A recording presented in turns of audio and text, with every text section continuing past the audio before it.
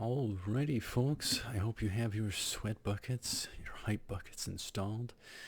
We got the final part of our Heaven's Feel Movie 1 analysis, discussion, type of ordeal. Pre-movie 2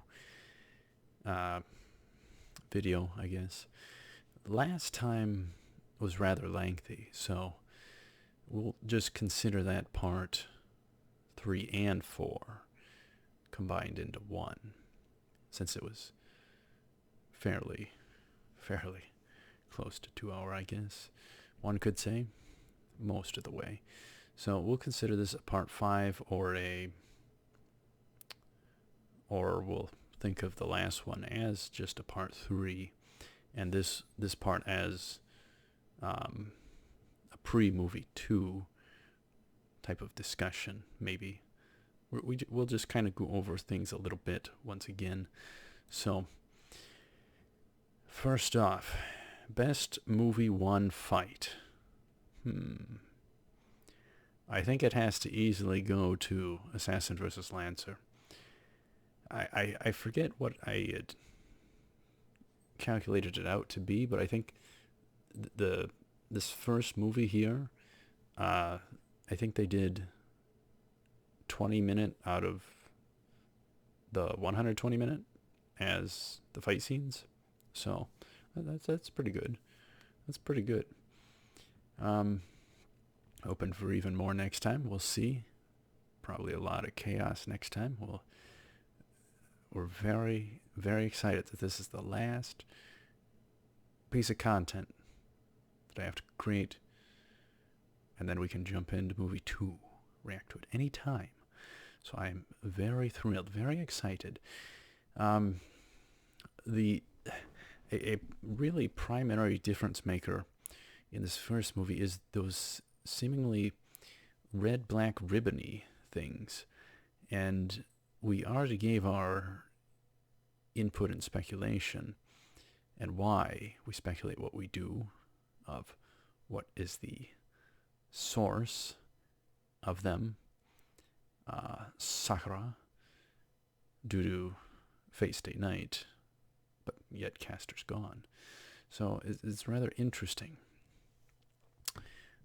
So this red, black, ribbony stuff, it requires a source. But why? Why in the world would this source seemingly be at the bottom of a lake, hidden away? Why would it be dragging off the servants?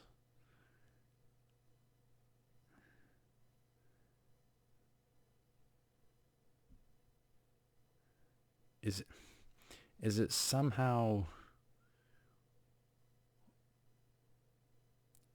gaining crazy amounts of power, whatever this entity is? I guess by ridding the servants differently. I don't know.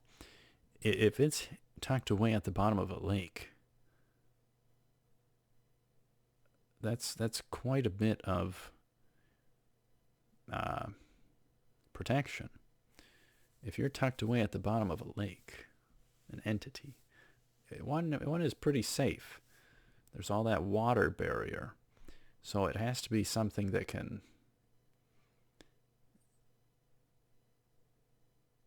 seemingly be able to breathe underwater. So I don't know what the connection is between its bottom of the lake form versus its mobile form. Its lake form, it seemed to be much more mass to it, with all the different waves. It seemed there was a lot more scope to it than the mobile form, so it's awful confusing. I like how they're keeping it all a mystery for now. We do appreciate the mystery. And we got Assassin and Zaukan allied. Perhaps their master plan, his master plan, is that they were allied from the get-go. I have no idea. I have no idea. If he's the one who actually summoned Assassin. No, he didn't. No, he didn't, because Castor had power on him. Castor was the master, so it wasn't Zaukan that summoned him. Interesting. But anyhow, the best, I don't know about best, but one of the best things about this first Heaven's Feel movie, Presage Flower, is Assassin. He makes the other routes assassins look bad. He makes them look bad. I love this assassin so much because it is true to the label, tactics, and role of an assassin. I appreciate the detail that went into this. All the different factors that should determine his combat abilities, how good he is, are taken into account in every single fight. All the different factors that should matter to an assassin are taken into account. And he's playing his strengths very well. And if he has a method down pat that works, I suspect he's going to stick to it for the most part, unless someone picks up too much on it. Then he might have to add some variety. But anyhow, these components are all sorts of different environmental aspects in detail. This assassin uses the environment to his advantage. He's got his raw skill as an assassin. He keeps getting more experience. And he even utilizes opponents' predictability. And then there's, in the midst of combat, opportunity. So there's a number of different components, and I appreciate the detail that went into the character. This assassin is perfect. Totally traditional Japan shogun assassin. I love it. I love it. I love it. So I think he's going to keep playing to his strengths. And it was so interesting to see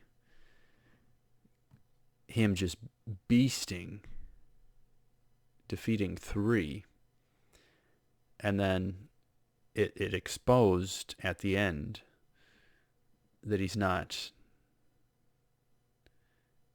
actually, as shocking as it is, in a good way, of what he achieved, eliminating half of the field of his opponents.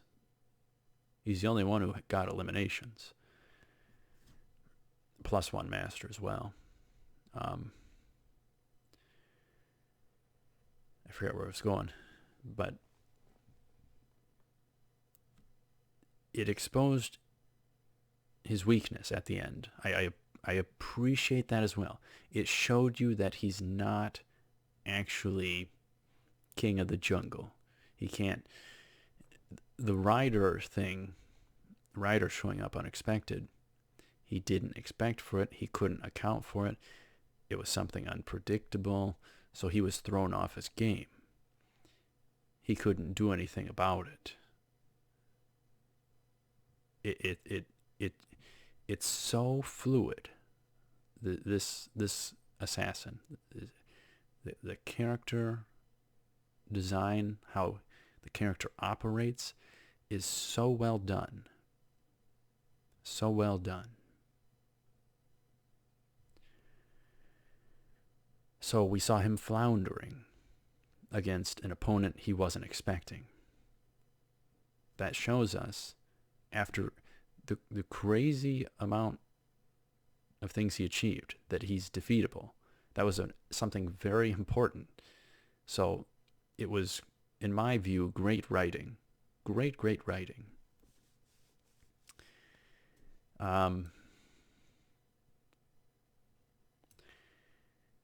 This unknown entity, it's the most curious thing. All you can think is WTF. We have to note everything we can about this sucker. Not that it'll help us decipher what the heck is going on, but it's one of the major deviations. Assassin manifesting from himself, and this lake entity. And, and all the eliminations, my gosh. The board has completely changed. And there's lots of interesting things. Movie 2 and 3 can be really crazy. So it should be interesting to see how many more fights we get, and how much dialogue is going to be there. This lake entity, it absorbed the mobile form of it. Maybe the mobile form isn't necessarily concretely tied to the lake entity. Maybe somewhat, but not completely. Maybe they're different entities. One thing to note, which is another little golden grain in our speculation box, weighing it down with the side that increases our odds, because we have several in there, several components. One of the things to note, and I just thought it up to add into these notes here, is something to note. We never see this lake entity and Sakura at the same time. Usually the scenes are very close to one another, but we never see them at the same time. That's another little tidbit weighing down the likelihood that we are onto something. So,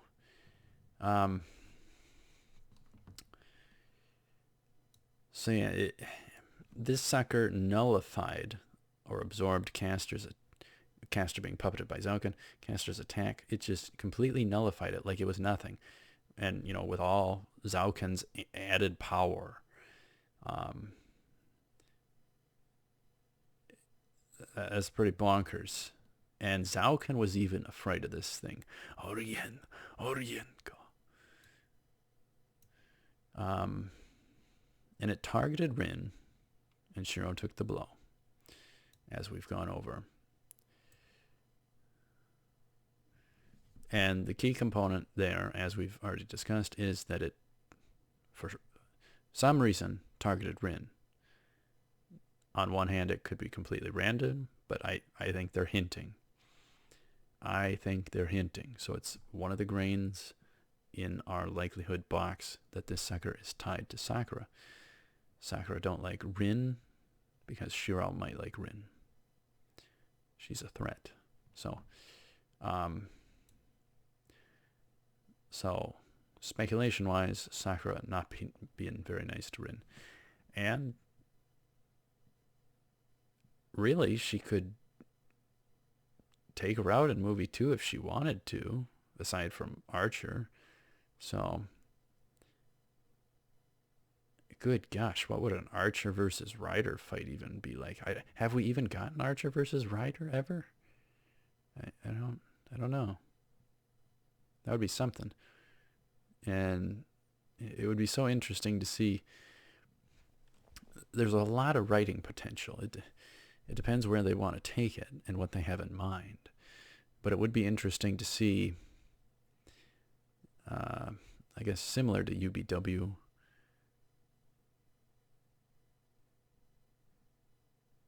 and maybe Face-Day Night as well, I forget. But if he's put in this pincer moment where he has to make a choice between different characters, I find it interesting if he would have to choose between Rin and Sakura. I would find that interesting. I don't think things will go down that way, because that wouldn't be as shocking. That would be a more tense lead up, a little bit of suspense, but it wouldn't be something shocking. Because if you introduce it that way, then you know one of the two are toast. So you'd need some sort of interference. And so Zauken's completely afraid of this thing. So you would think if it was pertinent to Sakura, that she would, her being a Matau, be kind of allied with Zauken, as Shinji supposedly was. I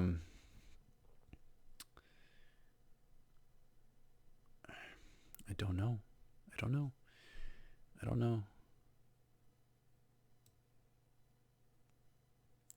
So Zauken,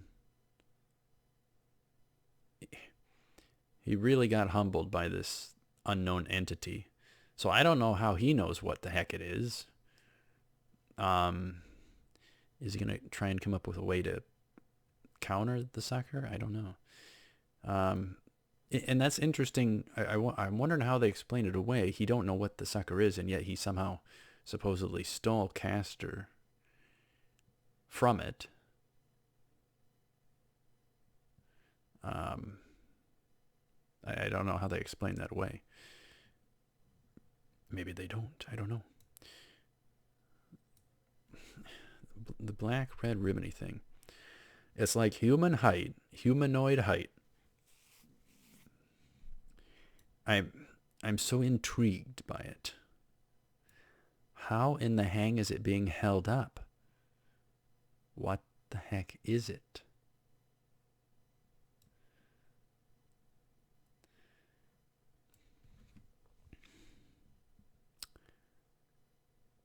It's as if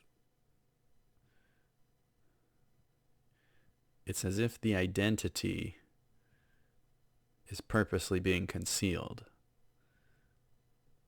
And I'm even wondering how they explain that away. If it is a familiar, that would explain why they have to conceal the identity. Which I'm also curious about that with Assassin as well. Are they going to pull out some sort of huge plot twist with Assassin's identity? So Zauken, one of the top villains, even fears this sucker. Totally afraid of it. That cannot be good. That cannot be good. So I would say Kirei, Zauken, and Gilgamesh are the three top villains, besides maybe Assassin as well. But and Archer, it was so interesting. It seemed like Archer knew. It seemed like Archer knew what the heck this thing was. He's seen a lot. He's been the counterforce type of stuff. It's going to be interesting to see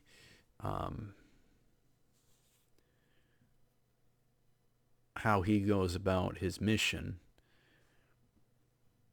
if it's the same in this route to deal with Shirao. Even more so interesting, Shirao without Saber. It's all the more up to Sakura to protect him. And with Rin's archer going to be after him. It sounds like we're going to have a archer versus rider. Huh. I don't know. Sounds pretty good. And then one minor thing to note. Sometimes I go rogue from the notes, but if I can ponder something up. From that little tiny preview thing of it raining and Shirao and Sakura at the light pole.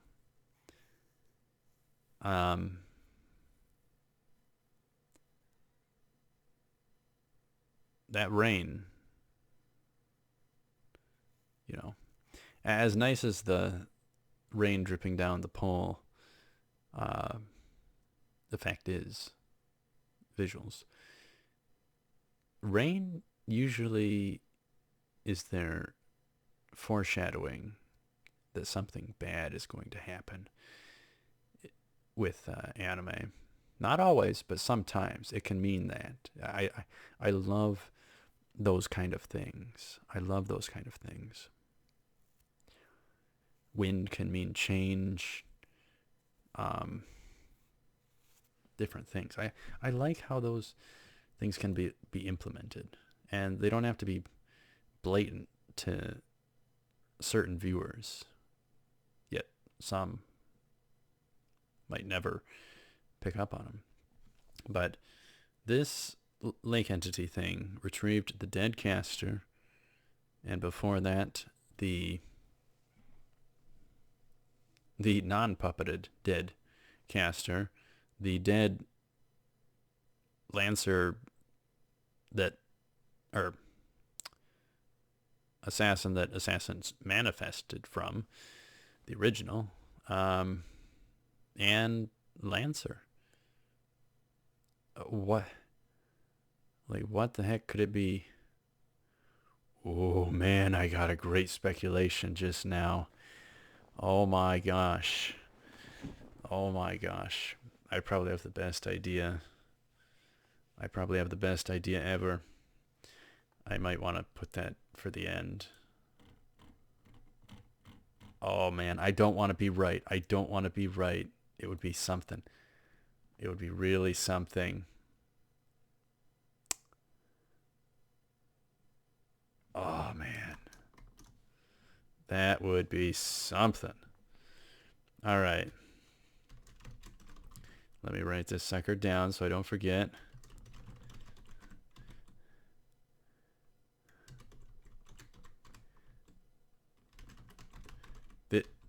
This could be just something else. This could be the best thing ever in Fate. I don't know. If I have it right, I'm going to be angry at myself, but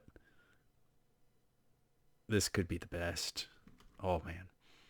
How do we want to word it?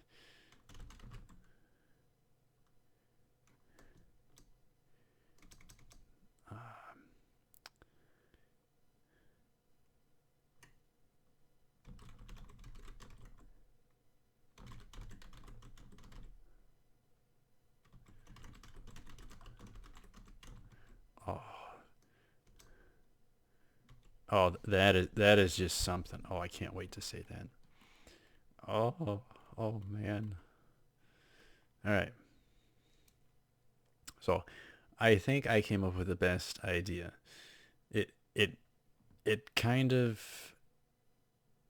Oh, I don't want to know. I don't want to tease what it is, even though people can just find out soon enough.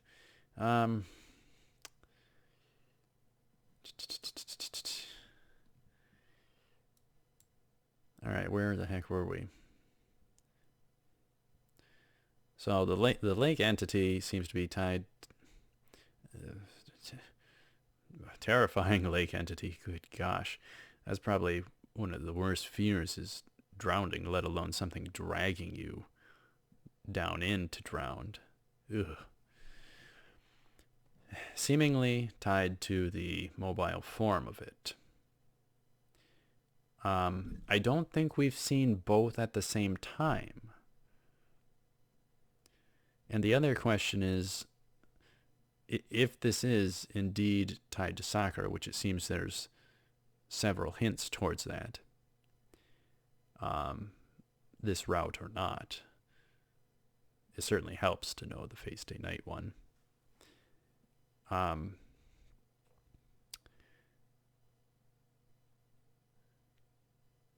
If only one, if it can either only be immobile or mobile at the same time and have like an extension of itself out there somewhere, or if that was actually whatever at the from the bottom of the lake, or seemingly that's as far as we know. And like, how genuinely might this be tied to Sakura or not? It might not be Sakura. They could pull some wacko supernatural thing. They could explain away she did some sort of wacky magecraft thing, and it's a version of her but not the real her, as this lake entity or something. We're just trying to speculate every possible answer, and we're probably so far off the beaten trail.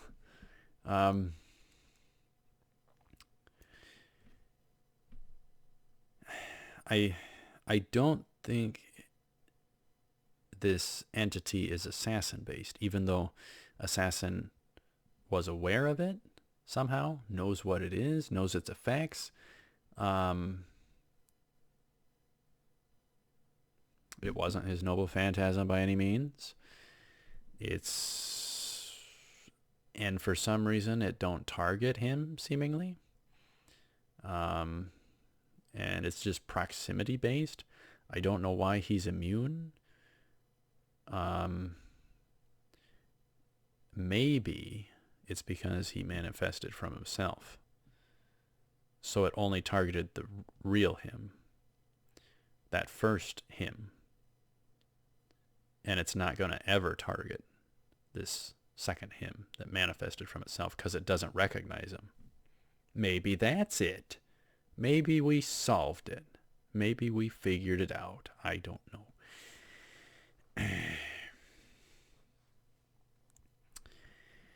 It took the taken out caster, the taken out lancer, the living saber, so it goes after them, alive or not, both ways. And the saber is supposedly yet still alive, but Shirao lost possession of saber, at least for the time being. If there's the return, there's the question of, will she still be under Shirao? Will she need a new master to tether her to the world? And you know, how rogue might the different saber be? So there's certain things that are self-evident at this point. So given artwork, although I haven't seen any since a long time ago, we actually accidentally delved into movie 2 posters. Probably shouldn't have looked at any, to be honest, but it was fun to speculate a number of them. But we haven't dealt with any since then. We don't want to ruin anything. So but we were tempted by some of the artwork. Um,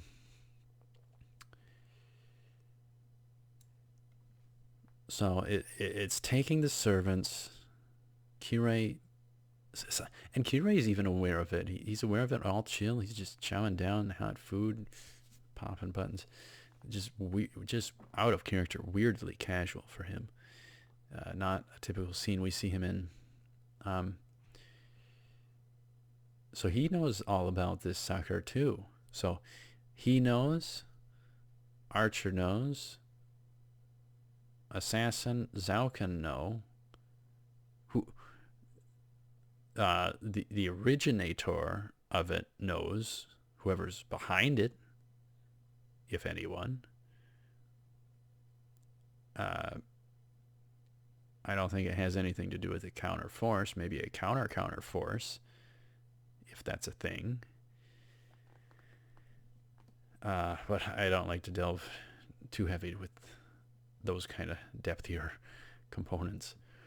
I like the face value stuff, except when there's mystery. This lake entity seemingly is unopposable. Nothing has really none of the servants have really held a candle to this thing. So it's almost like one hopes that we'll see one of the servants actually stand up to this thing, whatever it is. And where I'd place my money, the strongest servant is Berserker, raw power. I would love to see Berserker try to have at this thing somehow. Plus he's got the 9-12 lives, so that should be interesting if it happens. And the question remains, why does it target everyone but Assassin? Why do certain people know about it? Certain servants? How are people familiar with this kind of entity? And when are they going to tell us about what it actually is, what's going on? I suppose in the course of time, through the next 2 movies.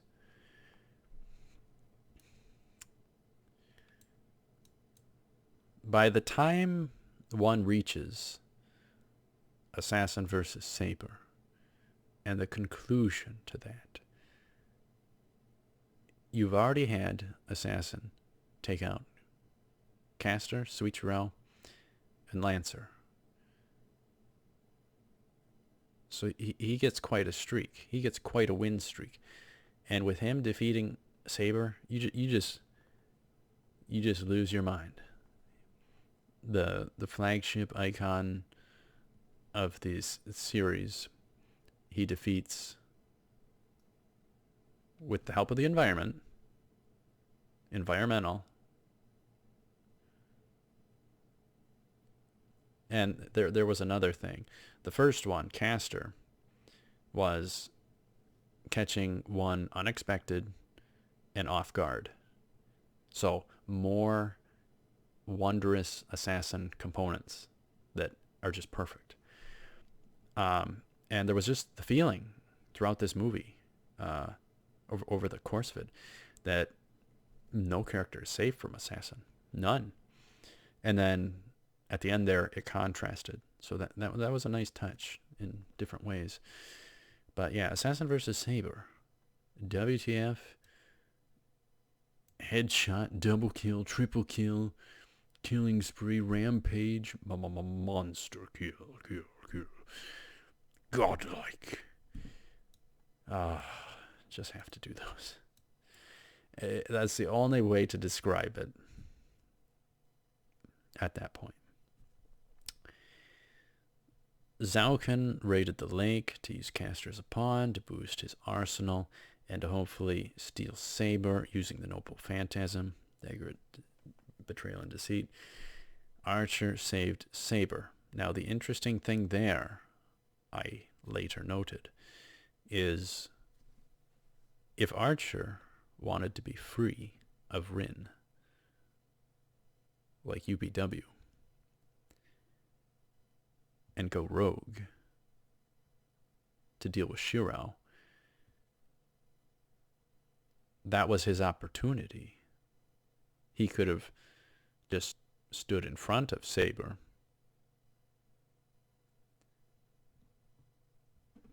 However, the drawback to that is he actually wouldn't be free. Now I just thought of that. He'd be under Zauken, which is no good. So,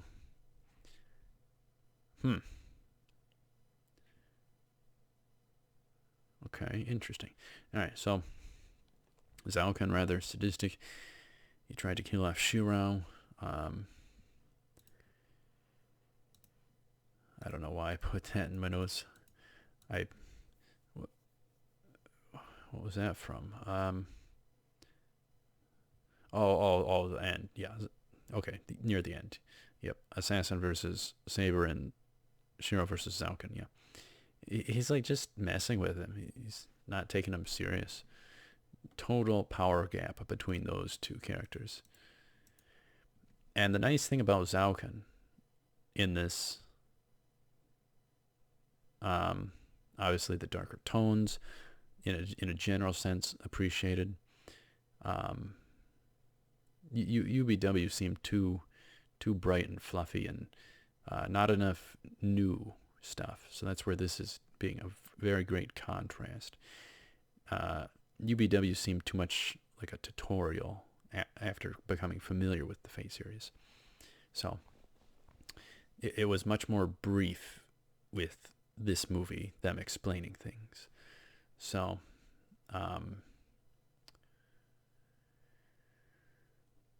yeah, Zauken, rather sadistic, just messing with Shirao, when he could just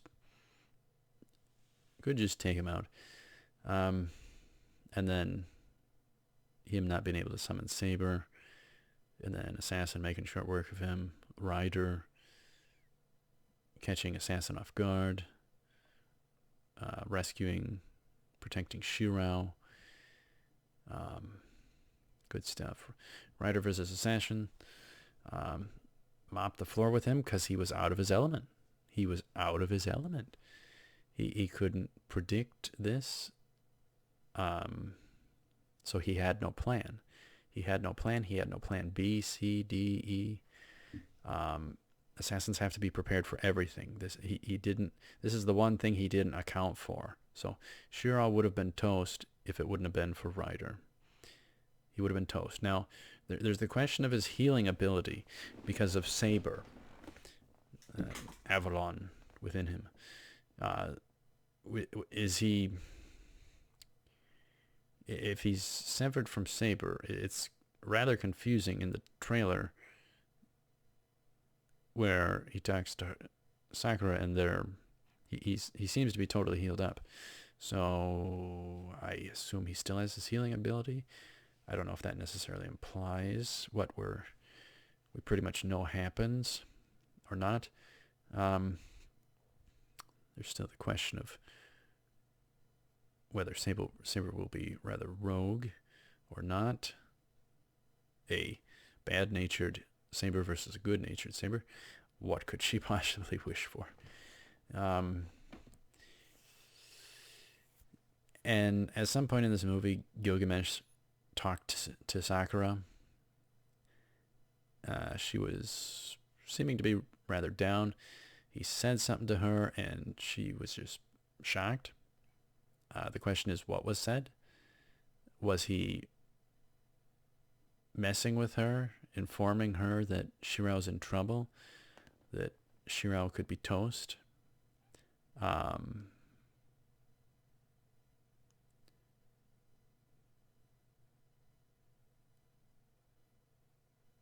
He obviously didn't see her as any sort of a threat.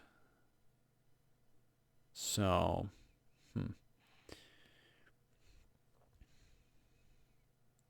But yeah, my suspicion is that he, for whatever reason, informed her that Shiro was in deep trouble.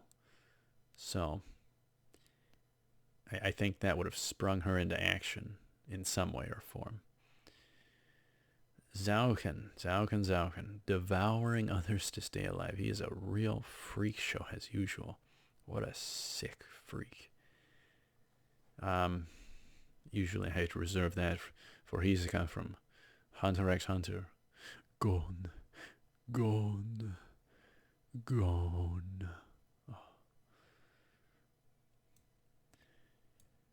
Oh boy. And a couple times throughout this movie, it's very bizarre. And it's like it's progressing. Sakura like catches a cold or something. Out of the blue. I don't know if one would have to go back and look at what happened the few scenes before that and try and deduce something from it. I have not. But she gets iffy. And I'm wondering if the timing is important. But she gets iffy. And then there's several other points where they show that she's got some sort of bug, sick, or struggling with it. And it's always in between or around or right after we deal with the lake entity. So I'm very curious if there's some sort of tie.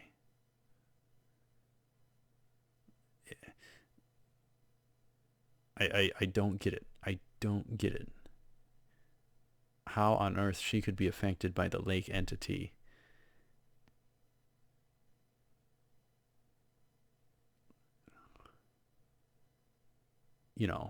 Feeding on these servants or whatever.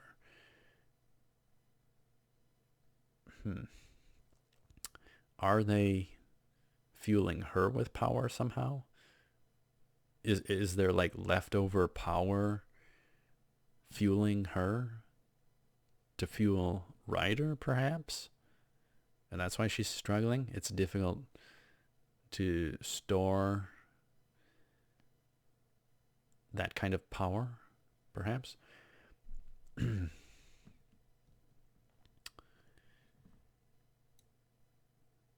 Or is she just trying to get attention from Shiro and acting sick? I don't think that's the case. That does not seem like how they're presenting it.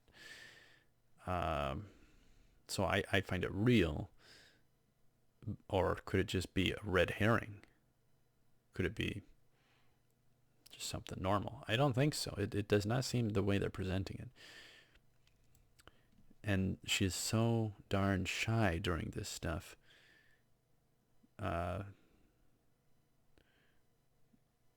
When it was her and Shiro there, with her resting, and then they hold hands. So her being all shy and cutesy when they're holding hands, she so digs him. And the funny thing is, he digs her this time around.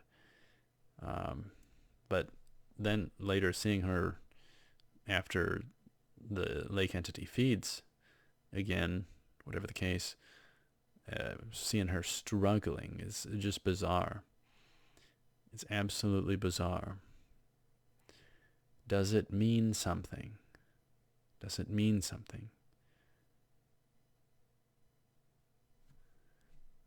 Or is it just red herrings? Minor service there. I'm curious how much more we're going to get in movie 2 and 3. It's not the point at all that they're going for, yet you still hope for some degree of it, I guess. Red blood. And Sakura seems to be getting sicker. Generally, you get better after a time. Not that we know how much time actually passed. So it's kind of odd thinking it's more than meets the eye. It's something going on. And I noted the time frames, I guess. 57 minute, 47 second, 1 hour, 25 minute, 1 hour, 43 minute. So 3 separate bits of her being iffy and it progressing. How far can this go? Is there going to be a tipping point? And why? And it seems to be just on off as well. That's the other thing. It seems to be on off, right? Because she's fine and caring about him, wanting to protect him again and again and again. So at the end of the movie, her out there, under the dang snow. So if she was sick in a general sense, you wouldn't do that. You wouldn't do that necessarily. I mean, she really likes Shiro, but come on. So it's not it's not a general sickness. It's something else going on. So another golden nugget into our speculation box. So it's really looking like there's something going on with Sakura, the main character of this route. Something going on, and rightly so. If she's the main one, we can darn be paranoid. I somewhat disliked that they're still presenting things from Shiro's angle instead of Sakura, but maybe that's to our benefit. Probably. Way probably the case.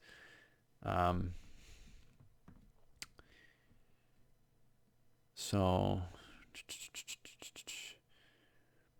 and one thing to note is Kirei totally manipulated Shiro to head to Ryudo Temple, which became problematic for him later. So he was like purposely leading him to a certain doom. That almost, Kirei and Gilgamesh, that almost,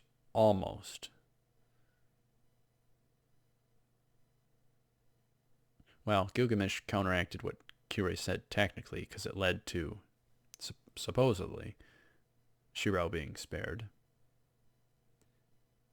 But it just almost seems like they're on the same side as Assassin Zauken.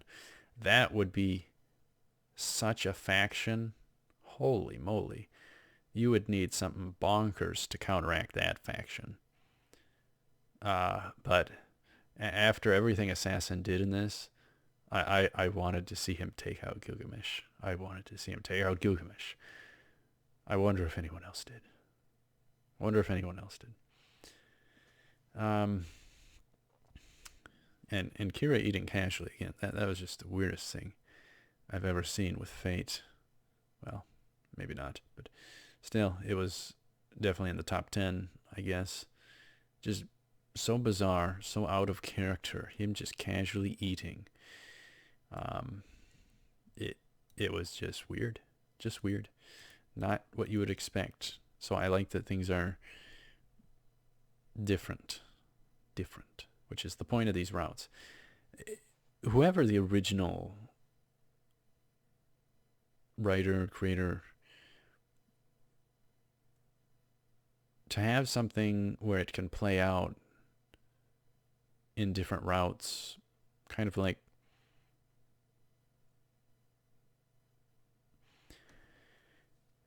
kind of almost in a way of time travel, but not time travel. Being able to present things, just play out a different way, butterfly effect. I think that's a very brilliant concept with the writing. To have things be able to play out differently. So you can kind of have your main template, the core, but you can change all the secondary things. It's Fate as a framework with the writing is brilliant. And when there's something brilliant like that, I have to wonder to myself, how on earth didn't this or a Steins Gate or, whatever the case, how on earth these things weren't ever thought of? It's amazing. Absolutely amazing. The creativity of some people. I just get very impressed. All right, we want to not have this go on forever. Oh my goodness. Assassin eating Lancer's heart. That was just sick. Why was that the case? Why was that the case? Why did Lancer's heart get eaten by Assassin? What could that do? Why? And just running through things again, just so that we have everything down pat, just in case we can catch on to any little thing or find some consistency. Assassin, the one that got killed off during Assassin manifesting from himself, the body was taken. His sword disappeared and his body was taken. When Castor got killed off, we did not see the staff wielded or manifested, so we didn't see it disappear. We only saw the body get taken. With how they presented things, we saw Lancer. It was probably for dramatic effect, which worked really nice. But Lancer's spear remained, and it was stuck in the ground, in the shallow of the lake. But the body was taken. And this lake entity didn't go after his heart, which Assassin had. And the only maybe possible minor inconsistency with that was it disappeared, then he had it again. So it almost felt like a botch. It probably isn't, because I assume they'd comb over this like crazy. But it just seemed a little bizarre with the presentation. That Lancer's heart disappeared, then it reappeared.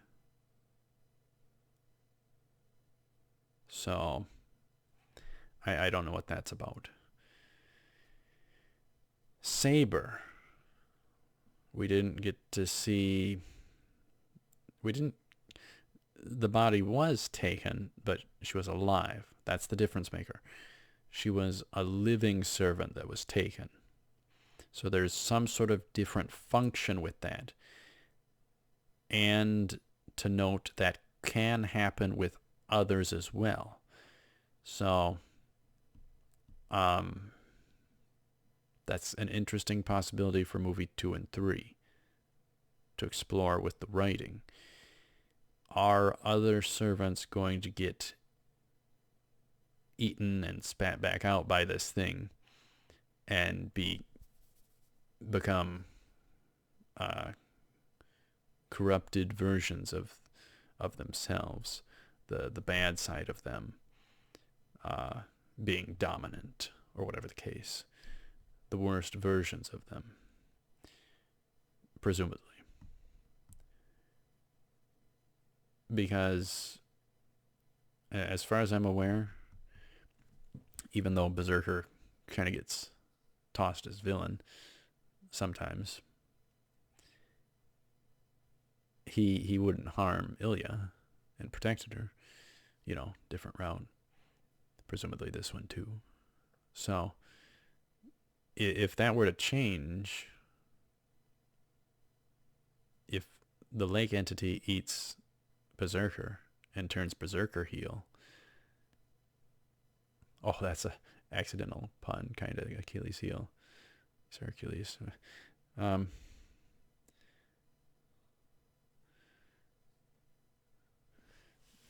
I don't know. It would be interesting. Close pun. That wasn't a real pun, I guess. Because then there's Archer. Archer and Ryder. I don't know. Ryder's kind of on the good. She saved Shirao. So Archer and Berserker would be the only other ones to turn heel. Possibly by the lake entity.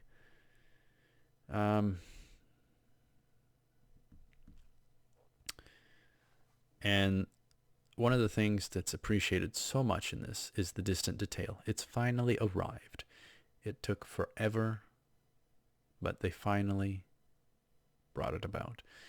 I appreciate that distant detail. Thank goodness. The other thing I wanted, which we haven't gotten yet, is I wanted 2 fights within the same scenery. I don't know if we'll ever get that. That might be a bad decision presentation-wise with the cinematography. And as I said, Ryder, Sakura service, there's the curiosity there if we're going to get higher level of that in the next 2 movies. It teased Ilya interested in, taking some action next movie, of course. Curious how she's going to be about Shirao. Shirao don't have a defense now, so we might see Berserker versus Ryder, possibly. Unless she's going to be friendly, which would be an interesting twist. We don't have any shenanigans by Caster to worry about. It just feels spooky with Assassin being able to take anyone out at any time, it seems. So it's very important that certain characters have servants that can sense Assassin.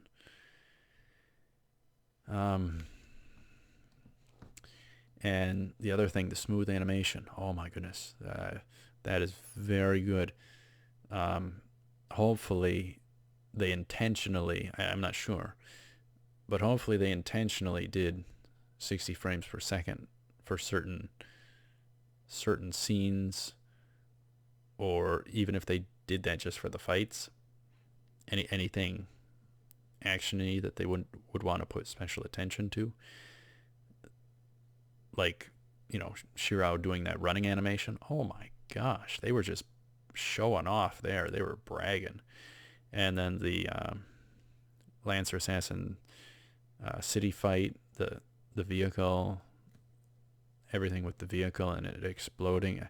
Oh my gosh, it's so smooth, butter smooth.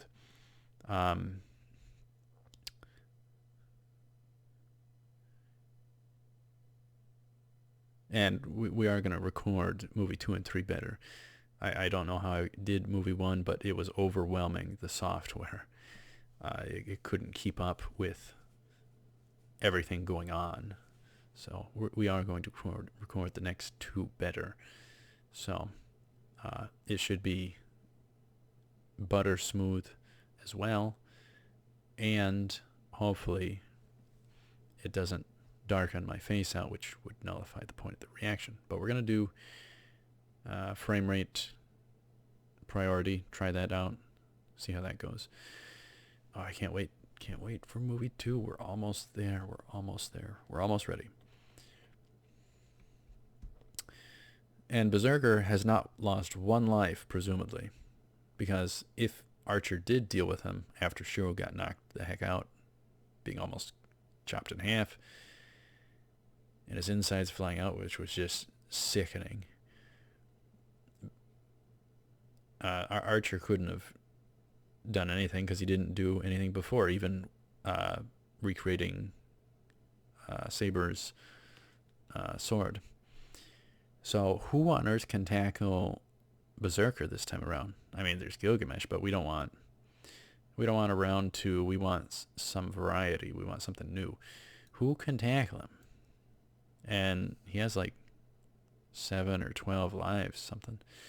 Good grief. So it's rather unpredictable. You know, who's only been able to deal with him before? Well, Archer has been able to dish out some, but that was Fate Stay Night. Other than that, it was Saber and Shirao.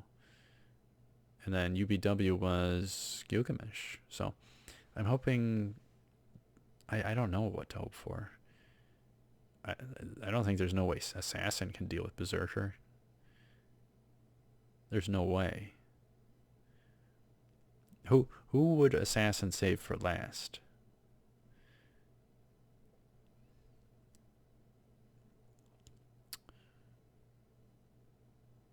Probably Berserker. Berserker has numerous lives, so he's going to pick up on whatever strategy Assassin uses. And he's just got the raw power. So he would save Berserker for last, I would fathom. Possibly Ryder's on that list as well. Archer could be tricky. You wouldn't want to get hit. Berserker you'd want to lure and not get hit. Ryder has so much darn mobility. I don't know. But because he got surprised by Ryder this time, he's going to be strategizing how to deal with Ryder next time. That's what I'd bet. He's going to try and strategize how to deal with Ryder. Maybe lure Ryder to the dang lake thing. I don't know. Yeah, we already talked about the lake entity stuff. I just don't get how it can be hovering. There's got to be more than meets the eye. And then there's another angle we could speculate. Maybe Sakura struck some sort of deal with Zalkin to utilize Ryder, but he gets the ownership of the wish that's granted. So he would probably guess, he would probably wish for longevity. But he kind of already has it if he wants it. But I would assume he'd wish for something like that, something like Gilgamesh has right now. But yeah, maybe she struck up a deal with him. Hey, I get Ryder to protect Shirao. You can have the wish. Just let me protect Shirao with Ryder. That would be pretty bad if they were allies. Pretty bad. I don't know. I don't know how she could be rogue from Zalkin. How could she be rogue from Zalkin and not Shinji? There's got to be something, if that's the case. So, Castor was taken.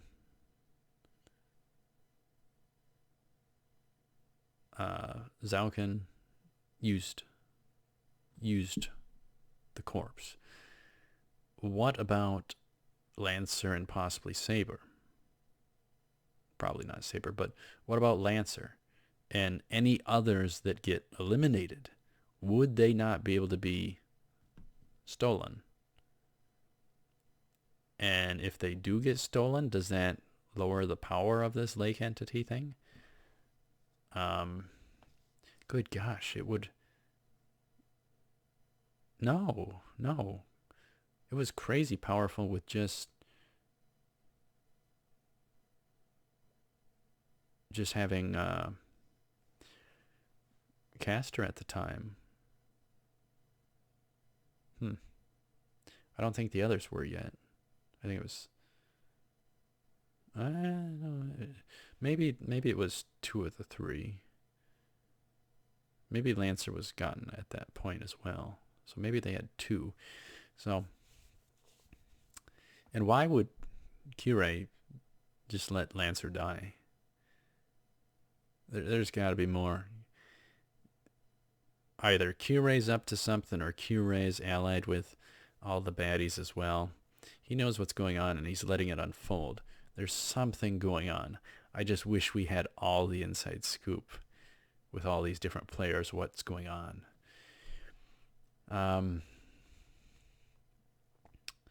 So there's the later issue that Zauken could steal other servants that get taken out.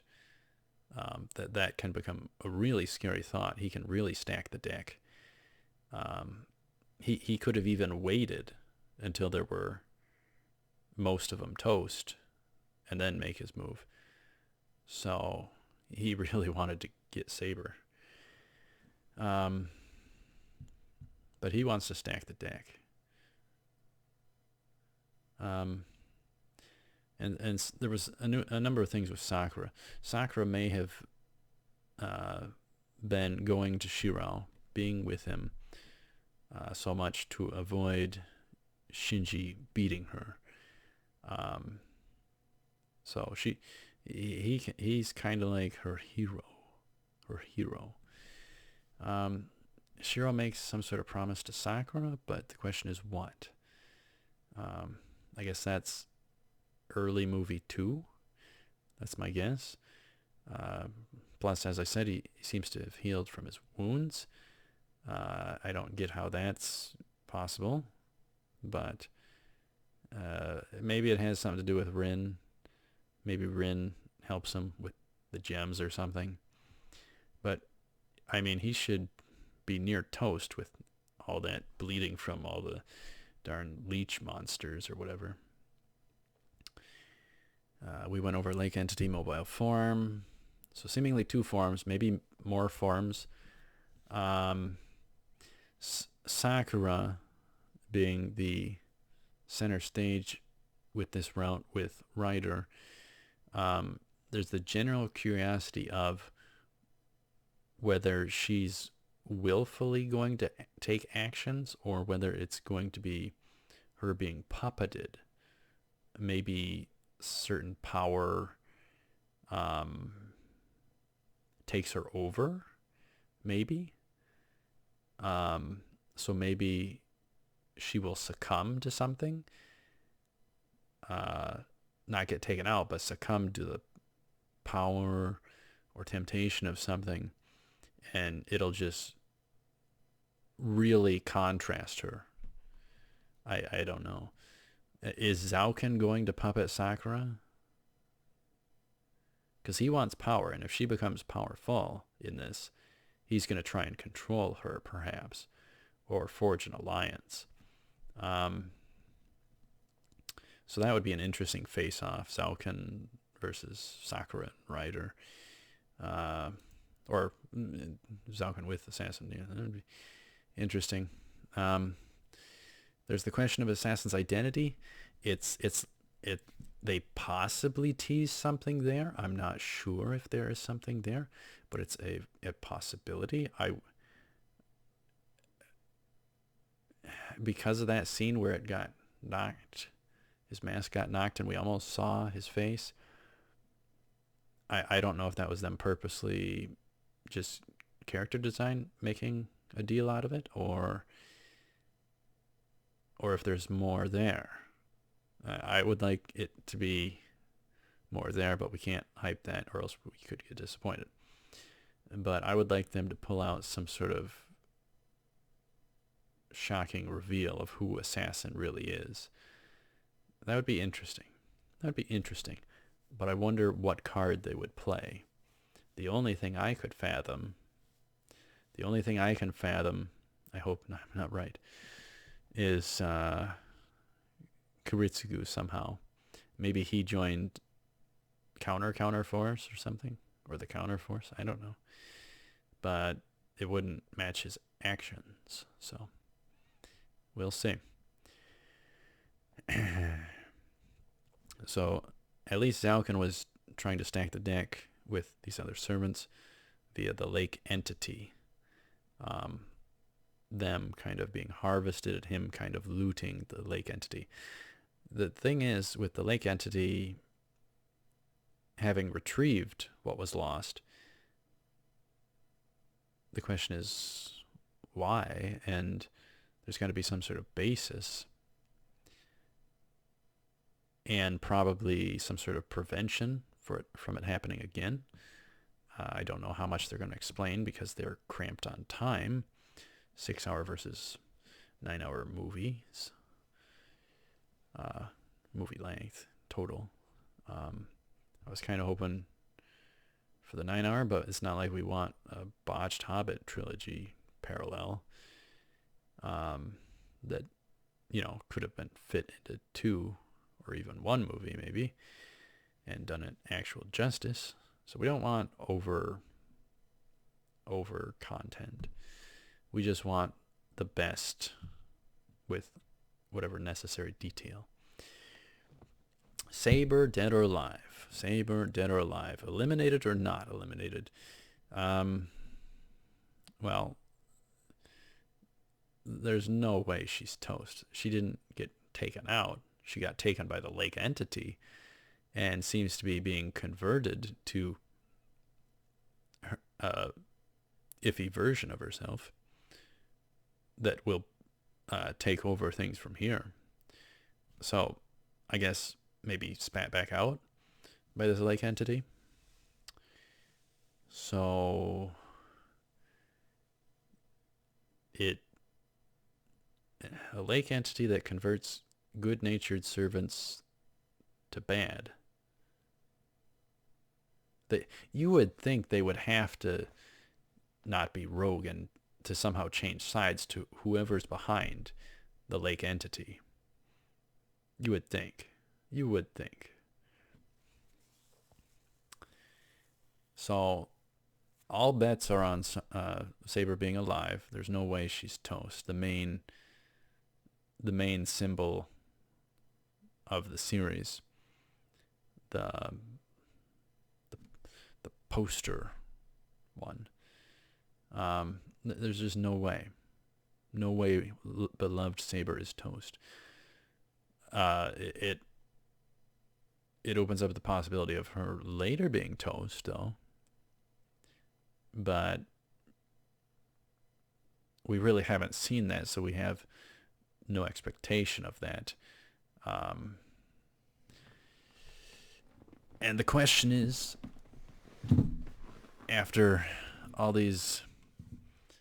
movie 1, the eliminations, the question is who remains and who will, at this point, and who will survive movie 2 and 3 even.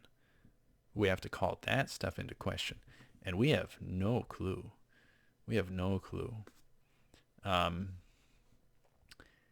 And who the heck would win it, and what simple wish is granted?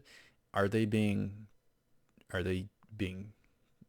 tricky, and it's not really the Grail wish that's granted, but somebody's normal wish?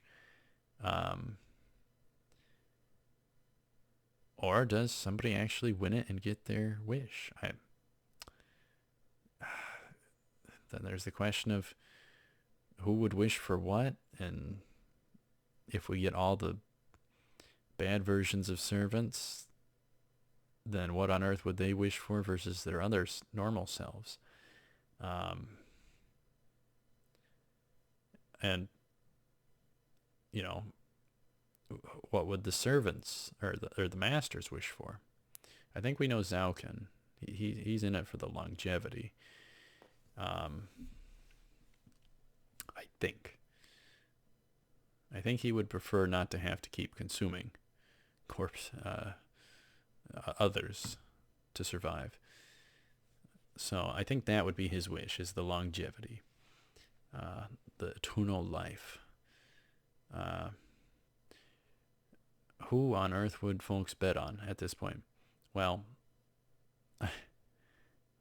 I have to go with Zaukin and Assassin. And yet we haven't seen action from Kirei and Gilgamesh. And yet the main players in this is supposed to be Sakura and Ryder. So I there's a number that I want to bet on, but I don't know. If Zauken and Kure, Assassin and Gilgamesh, are allied, then I don't know how there can be a faction that defeats them. I don't know how. Especially with whatever lake entity. It depends. I don't know. And whose side will Saber be on when she, inevitably returns? And at what point will Saber return is another thing. The timing could be very interesting. Ooh. One thing I noted was the title card in this movie. It was underwhelming, really underwhelming. Like, it should have been a fantastic title card, but it was rather bland. I don't know if they did that on purpose, to just get right into the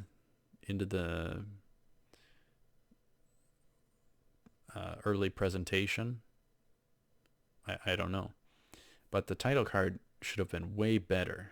Way better. The movie title at the start, it should have been worlds better. It should have been big, beautiful, Face Day Night, Heaven's Feel, Movie 1, Presage Flower, and real fancy.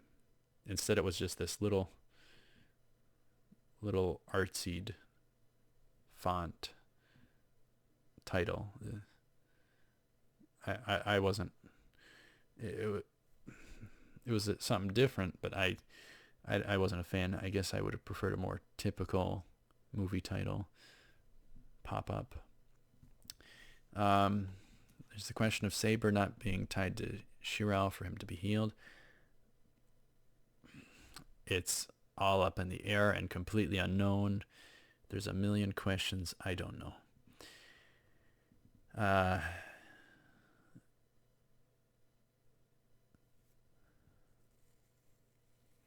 Yeah, we went over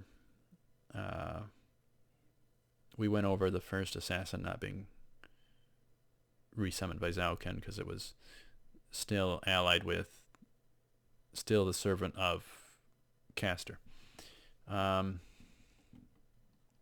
once again, assassin, very strategic in who he even prioritized as a target. First, he got his freedom, and we have to presume at this point that assassin is the servant of Zauken. So presumably Zauken has 3 command spells. Presumably. Otherwise, I don't know how long assassin can last, or how long this route's timeline goes on.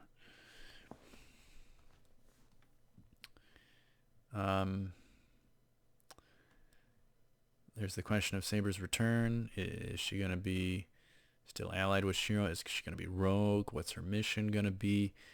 What's the goal? Who's Saber going to be allied with? Is she going to be puppeted by the whomever is behind the lake entity?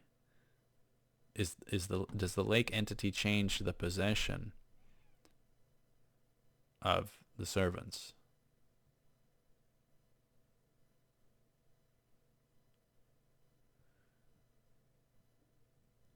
Or what's the deal? How is this Saber going to be tethered to the world?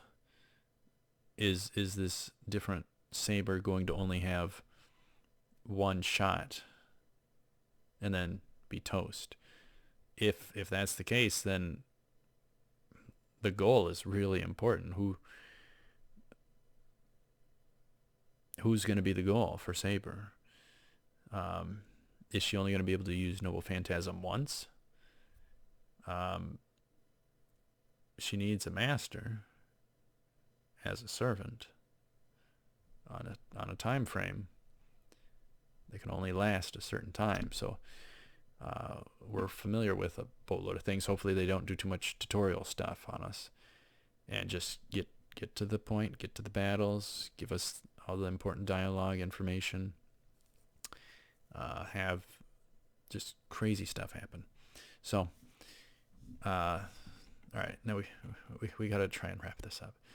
All right, so Caster, toast. Lancer, toast. Saber, not really toast, kind of in intermission right now.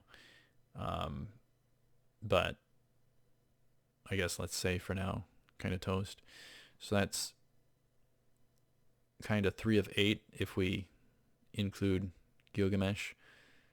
Otherwise, 3 of 7. And with Saber not really being defeated, it's 2 of 7. Plus, Switch Rao and Caster got eliminated as masters. So servants, 3 got toast, 1 to return because they never got killed off.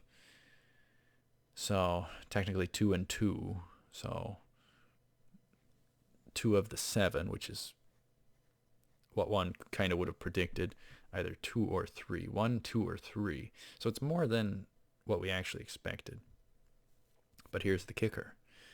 Any of them that get taken out can be stolen by Zauken, presumably, and repurposed. So that is a crazy interesting twist that could go all sorts of ways with the writing, as well as the lake entity converting living servants if it catches them.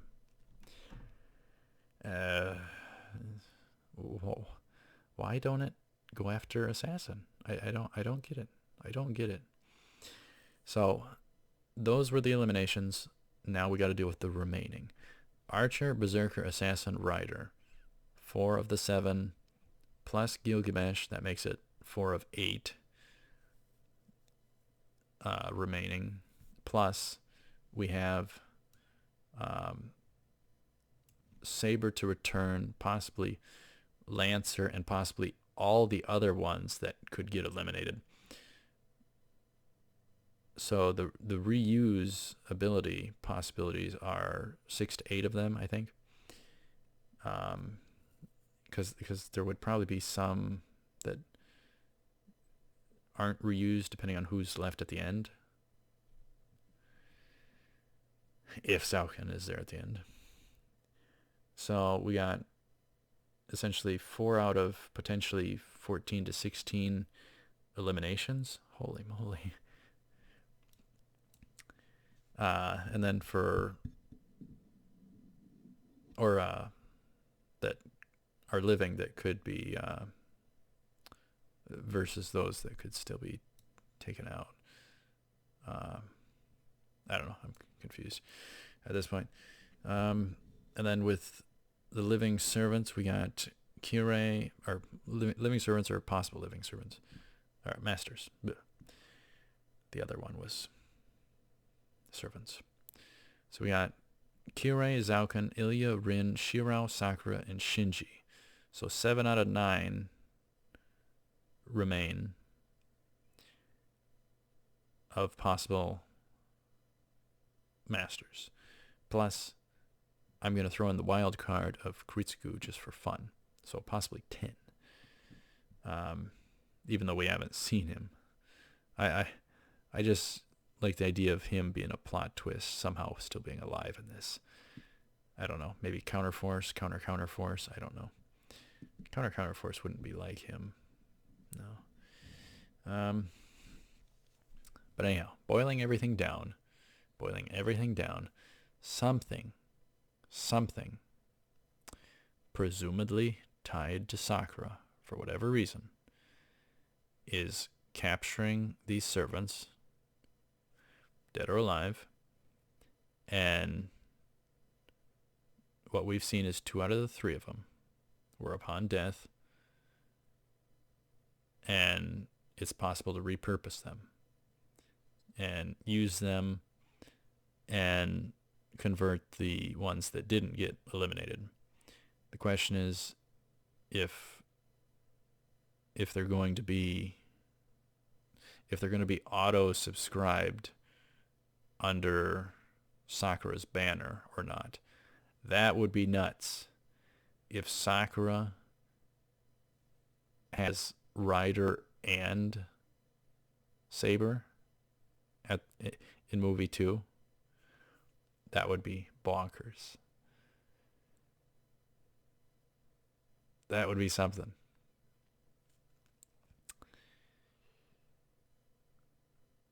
And then we have the question of Sakura's wish. Considering she's the main player, you have to wonder what her wish is if she wins this. 1 in 7 odds. Maybe less because Gilgamesh and Kure. Maybe 1 in 8 or 1 in 9 odds. Maybe 1 in 10, 1 in 100. I don't know. What is her wish? Is it for Shiro to survive the Grail War? Just stay safe? Is that why she might possibly have allied with Zauken to acquire Rider? I don't know. Sakura's wish can't be to keep Shiro safe because she can keep him safe with Rider. So she can't wish for it. So it has to be something else. What on earth would she wish for?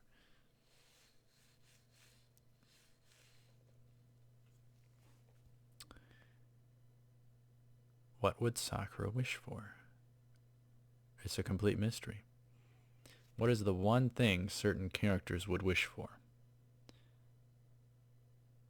I don't even know if we know what Rin would have wished for. But Sakura. We can speculate. Maybe her father to be back? Maybe for her father to be back? Maybe that's it. The other Tosaka, I forget the first name.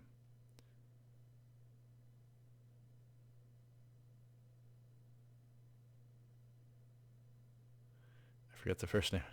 The first time Phase Zero really confused me with all the K names.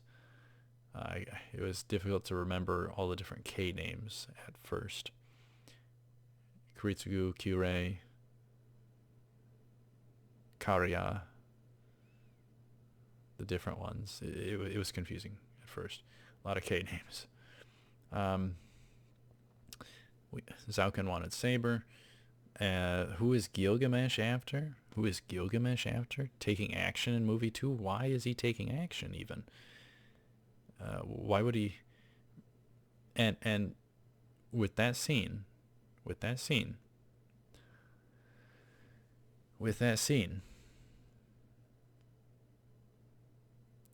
it seemed like at the last moment you hear the clang.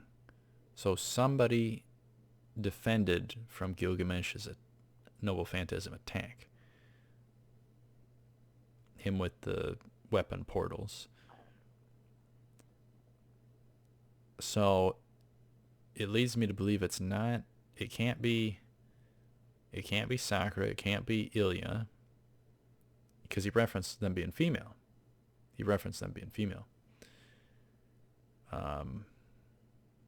So, and we talked about that before even as well. But my guess is that it's the other Saber. It's the returned Saber or Rider. One of the two. It would be very interesting Rider because we've dealt with Saber versus Gilgamesh before. Not a different version of her, but I hope it's Rider, but I don't know why. He seemed rather confident. Die while you can type of deal. He was on level ground. He wasn't up higher, though. That was one interesting thing. Well, if it was deflected, that doesn't mean it wasn't one of the other two. It just means they weren't. It just means one of the servants could have deflected it in between them. or appeared and deflected it. They didn't show, man. It's such a tease. They're teasing Gilgamesh. I already discussed the other thing. Without casters, Noble Phantasm Archer is stuck with Rin.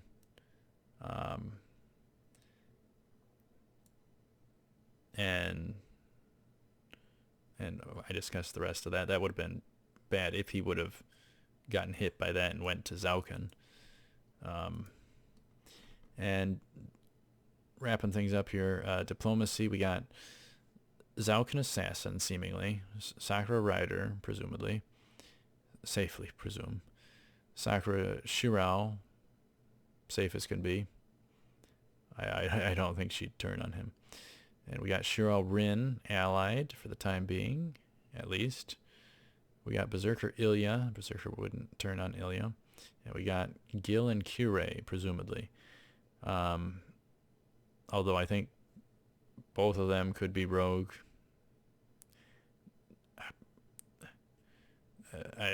They certainly don't have any beef. So presumably they are allies like nothing else. Will Sakura take action against Rin? That's a great curiosity. Is something going to push her over the edge? Is there going to be some sort of illusion that she could be a romance threat to Sakura? I don't know. But he actually likes Sakura this time around. So, anyhow, wrapping up, Assassin has a method that works. He's utilizing the environment properly. He's going to have to come up with a new way to deal with Ryder. He can just camp there at the dang lake and just lure them in. He can just camp there the whole dang Grail War. Why would he do anything different? So I don't find that he'll deviate very much. And yet I have the expectation that we're going to have variety in whatever fights he has remaining. They did really well with him.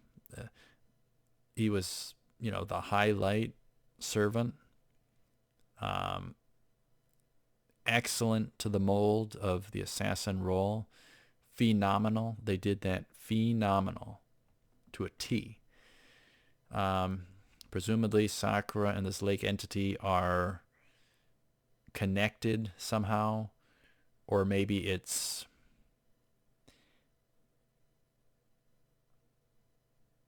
she possibly messed with some sort of magecraft and she's gonna lose control of it.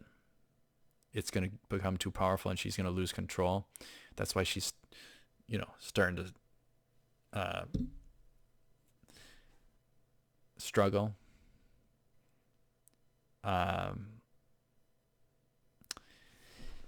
And I'm going to make one last crazy best speculation possible that I got during this recording, and I wrote it at the end here. We got to end with a bang. Bang, bang. So the Sakura Lake entity. Let's speculate. The best speculation we could possibly speculate. And it reminds me a little bit of along the lines of Fate, Cleed, Liner, Prisma, Ilya. What if she did some crazy, wacky trash to win the Grail War? What if she pulled some crazy, wacky magecraft trash and it was way too risky? She's going to succumb to the power of whatever this entity is that she's partly connected to. What if it takes her over And the reason this thing is going after the servants is that not only does she absorb the energy, you know, her struggling, her absorbing the energy, but for her, this is the kicker, for her to be able to, I guess, it's difficult to explain, but for her to be able to kind of manifest herself as all these different servants, or a combination of them, whatever ones get dragged to the bottom of that lake.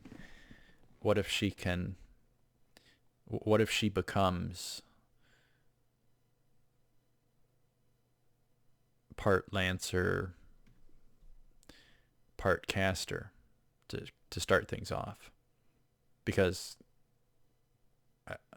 you know, presumably, safe to say, we get Saber regurgitated for now, anyhow, for who knows how long. So what if she can kind of manifest herself as caster and lancer, or some sort of combination of whatever ones get dragged to the bottom of that lake? That would be absolutely insane. So she would herself be a mega powerful multi-servant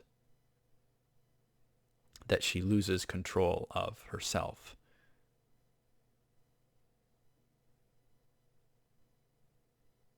How about them apples? Would that be sweet or what? And then later on, her facing off with Gilgamesh. Oh yeah, oh yeah, oh yeah. We thought up some good golden speculation. So that's probably the best Fate speculation we've ever strummed up. So that would be gold. I think that would be gold. It's probably not going to be anything like that, so we don't want to hype that. We don't want to hype that because we don't want to be disappointed. But that would be absolutely bonkers to have one of the masters be able to be like a multi-servant and utilize all the different powers. So being able to become a multi-servant with all the powers. Oh man. That is the ultimate idea. So we'll leave off with that. So another hour 40 about.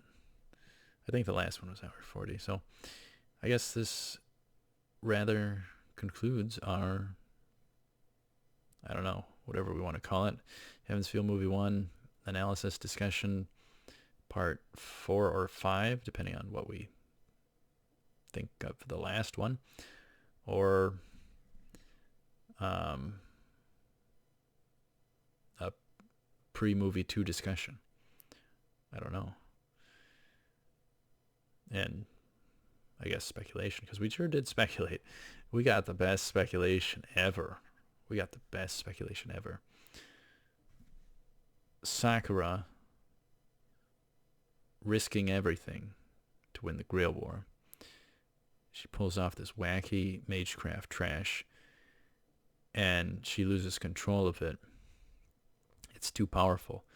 And she's able to become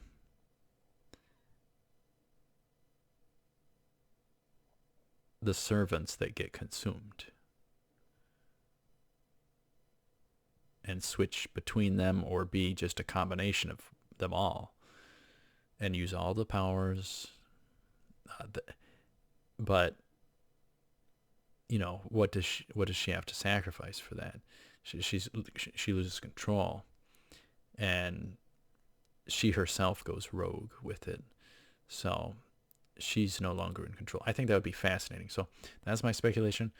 That's the best way we can end off, is with the best speculation. So now I can jump into movie 2. Yay. So thank you very much for watching. Stay tuned for more. I'll see you up ahead. Hopefully the recordings go really well, and hopefully the frames per second are great, and that my face does not get darkened out. We'll just have to see how it goes. So it should be butter smooth, you know, not lagging with actiony scenes. That should be how it will be. We'll see. So anyhow, thank you very much for watching. Stay tuned for more. Hope you enjoyed this. What's your speculation, thoughts, everything surrounding this? You could talk about it for quite the time. So anyhow, I'll see you ahead. Lost Butterfly, movie 2. Ooh, we are ready. Gotta get the hype buckets. Gotta get them ready. The sweat buckets, the hype buckets. Oh, what will movie 2 contain? I hope it's just absolutely nuts and chaos. Man. Alright. Thank you very much for watching. Stay tuned for more. I hope this was enough Heaven's Feel content for now. You wanted it, you got it. So, I'll see you up ahead. As always, take her cool.